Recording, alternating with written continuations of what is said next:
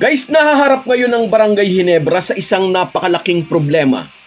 Posibleng masuspindi ng FIBA ang super import na si Justin Brownlee matapos bumagsak sa anti-doping test sa Hangzhou Asian Games. Ini-announce ito ng ITA o International Testing Agency. Ang ITA po ay mandated ng Olympic Council of Asia. Na-informed na po si Justin Brownlee tungkol dito at mayroon siyang karapatang mag-request ng analysis ng B samples upang ma-confirm o mapawalang bisa ang findings. Nakapagtataka ito dahil kinuha ang samples kay Justin Brownlee October 7. Isang araw matapos masungkit ng Gilas Pilipinas ang gold medal laban sa kupunan ng Jordan. Mukhang bitter na bitter pa rin ang China at hanggang ngayon ay gumagawa pa rin sila ng mga dirty tricks upang mapagtakpan ang pagkatalo ng kanilang national team. Yan at maraming iba pa ang ating pag-uusapan kaya panoorin nyo ang bidyong ito hanggang dulo. Pero bago ang lahat, kung gusto nyong suportahan ang ating channel, please like and subscribe. Malaking bagay na po yan sa aming mga vlogger. Sa mga nag-subscribe na, maraming salamat. At sa mga hindi pa, salamat sa pagdalaw ninyo dito sa ating channel. Naging makasaysayan para sa bansang Pilipinas ang pagkapanalo natin ng gold medal sa basketball sa katatapos na Hangzhou Asian Games. Halos 3 linggo lang ang naging paghahanda ng team na madali ang binuo pagkatapos ng di matagumpay na kampanya ng Gilas sa FIBA World Cup.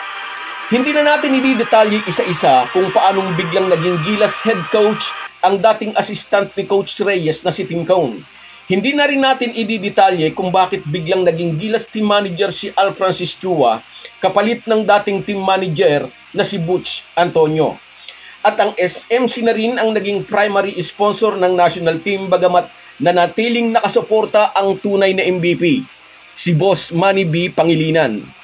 Sa simula pa ay pinangangambahan na ng mga Pilipino lalo na ng mga Gilas officials na ang ating national team ay mistulang dadaan sa butas ng karayom dahil sa bansang China nga gaganapin ang Asian Games.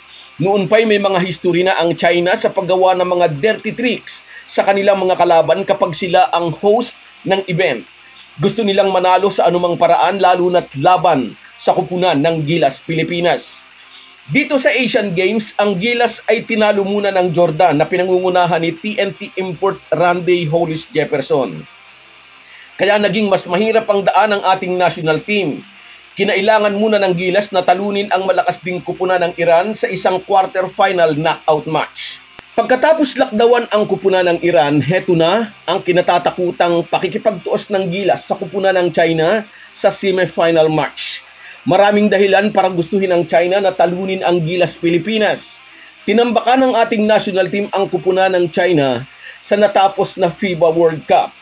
Napahiya si Sasha Dordovich, coach ng China, na noon ay nagsabing lack of quality daw ang kupunan ng Gilas. At sa FIBA World Cup, natikman ni Sasha Dordovich ang bangis ng mga manlalarong sabi niya noon ay lack of quality. Bukod sa tinatarget na gold medal, marami talagang dahilan para gustuhin ng China na daigin ang Gilas. Sobra silang mapapahiya sa kanilang mga kababayan kung mismong sa kanilang bahay ay tatalunin sila ng Gilas Pilipinas. Coach Tim Cone. Ang malakas na sigawan at palakpakan ng mga Chinese ay unti-unti ring humihina habang numinipis ang lamang ng kanilang team. At sa mga huling minuto ng last quarter, lamang pa ng 7 puntos ang kupunan ng China, nag-take over na si Justin Brownlee. Unang 2 puntos muna mula sa isang play na muntik na siyang maagawan ng bola na na-recover niya at naikon magkasunod na 3 points ni Justin Brownlee, isa sa kanang bahagi ng court at isa sa kaliwa. 23 seconds left. Tarantang tumawag ng timeout ang mayabang na coach na noon ay nagsabing lack of quality ang mga Gilas players. Opinion lang natin, hindi siguro masyado ba ng Gilas kontra sa kupunan ng Jordan para sa gold medal match. Muli si Justin Brownlee ang naging puso't kaluluwa ng Gilas Pilipinas. Champion ang Gilas. Si Justin Brownlee ang naging susi upang muli tayong mag-champion sa basketball sa buong Asia. Nakuha naman ng China ang bronze medal upang 3 pwesto pagkatapos nilang talunin ang Chinese Taipei. Pero hindi iyon sapat na konsolasyon para mawala ang galit ng mga Chinese sa kanilang national basketball team. Maging ang NBA legend na si Yao Ming ngayon ay president ng CBA o Chinese Basketball Association ay hindi natuwa sa nangyari. Bumaha online ang batikos laban sa national team ng China. At isang linggo matapos maiuwi ng Gilas ang gintong medalya ay may huling hirit ang China. Bumagsak daw si Justin Brownlee sa anti-doping test. Pero para po sa kaalaman ng lahat, ang findings na ito ay hindi pa final.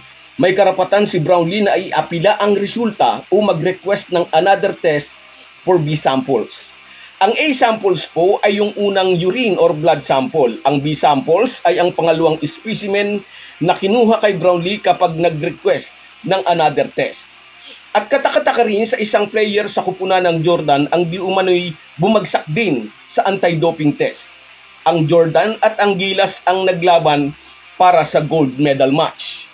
Heto ngayon ang tanong, mapupurpit ba o mawawalan ba ng visa ang gold medal ng Gilas at silver medal naman ng Jordan kapag na-confirm ang unang findings kay Brownlee at sa isang Jordanian player? Kapag nangyari ang ganito, ang third placer o bronze medal winner ang idideklarang nanalo ng gold medal na walang iba kundi ang China. Kahit na dethrone na sila bilang champion ay gumagawa pa rin sila ng paraan upang mabawi ang gold medal na naagaw sa kanila ng Gilas sa isang patas na labanan. At take note mga ka-Republic, ang China Anti-Doping Agency ang kumolekta ng sample mula kay Brownlee. Nagkaroon ba ng magic? Maaalala po na nag-undergo si Justin Brownlee ng surgery to remove the bone spurs sa kanyang paa. At sinasabing posibleng nanggaling sa anti-inflammatory drugs ang illegal substance na nakita sa urine ni JB32. At kung sakaling mako-confirm nga ang unang anti-doping result, tatanggalin ba sa Gilas ang gold medal? Malinaw pong nakasulat sa rules ng 2023 Olympic Council of Asia Anti-Doping Rules na inadapt ng Hangzhou Asian Games na kapag dalawa o higit pang atleta sa isang team sport ay mapapatawan ng karampatang parusa.